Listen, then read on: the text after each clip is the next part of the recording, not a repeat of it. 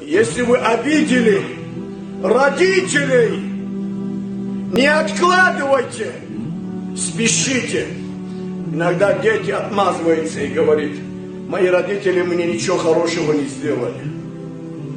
Ла иляха илляллах. Что они должны были сделать тебе?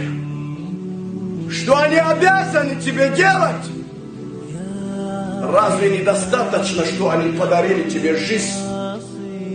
Разве недостаточно, что 3 года мать мучилась рядом с тобой?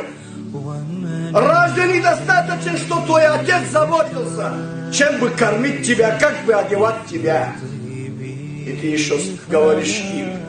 Получается у тебя говорить: что сделали мне мои родители? Ла хаула ва ла куввата илля билля.